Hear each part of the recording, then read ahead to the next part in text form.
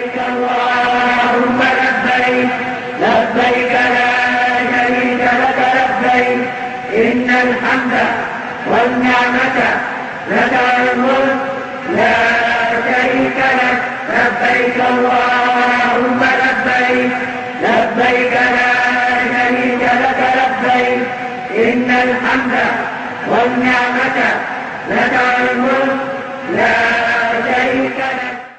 بسم اللہ الرحمن الرحیم۔ ناظرین، آج ہم حج کے موضوع پر ایک اور پروگرام کے ساتھ آپ کی خدمت میں حاضر ہیں۔ حج ارکان اسلام کا 5واں رکن ہے جو کہ صرف مکہ مکرمہ میں ادا ہو سکتا ہے، اور حج ہر صاحب استطاعت مسلمان پر اللہ تعالیٰ کا حق ہے۔ چونکہ اس عبادت کی ادائیگی کے لیے مکہ جانا ضروری ہے، اس لیے آج کی ویڈیو میں ہم مقامات حج کا تعارف کروائیں گے۔ سب سے پہلے خانہ کعبہ کو لیتے ہیں۔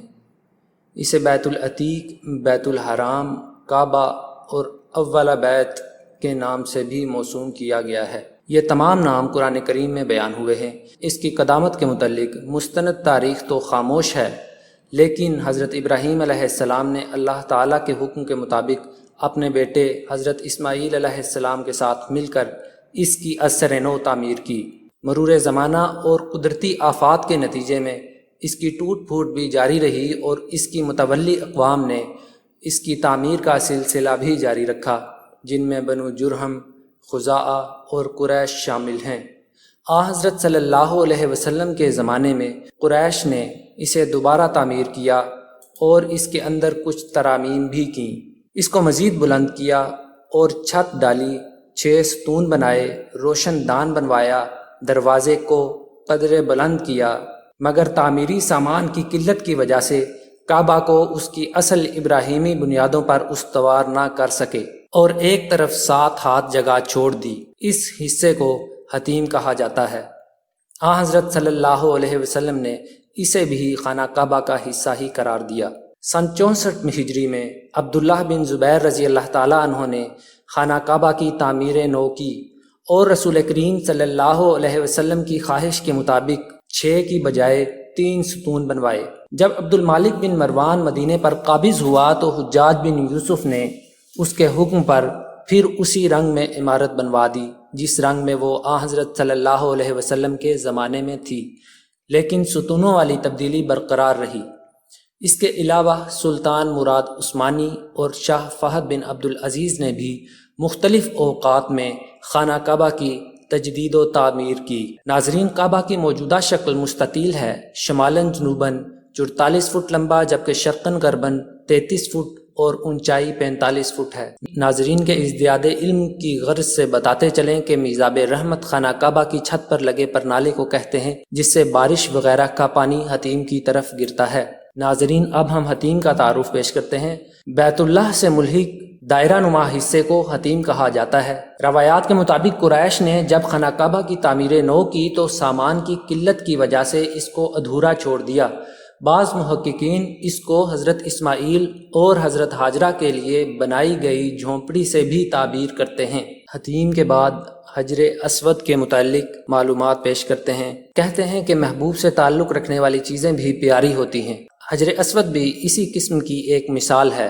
حضرت عمر رضی اللہ تعالیٰ عنہ نے ایک دفعہ اسی حوالے سے فرمایا کہ یہ نہ فائدہ پہنچا سکتا ہے اور نہ ہی نقصان، لیکن رسول کریم صلی اللہ علیہ وسلم کی اتباع میں ہم اس کو بوسہ دے رہے ہیں۔ بعض محققین اس کو شہب ثاقب کا بہت بڑا ٹکڑا قرار دیتے ہیں۔ یہ پتھر بھی شعائر اللہ میں سے ہے۔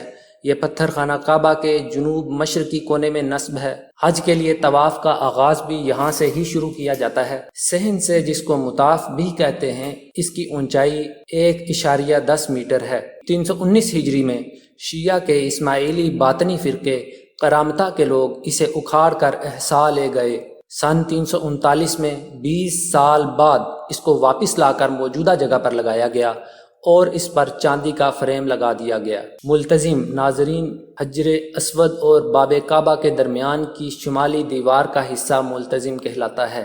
حج کرنے والے واپسی کے وقت خانہ کعبہ کے اس حصے سے اپنے سینے کو معانقہ کی غرض سے لگاتے، اور یہ بیت اللہ سے الوداع اور آخری زیارت کا والہانہ انداز ہے۔ رکن یمانی، ناظرین، ملک یمن کے بالمقابل ہونے کے باعث خانہ کعبہ کے جنوب مغربی کونے کو رکن یمانی کے نام سے موسوم کیا جاتا ہے۔ سنت رسول کے پیش نظر دوران طواف اس کونے کو بھی چھونا اور بوسہ دینا مستحب ہے۔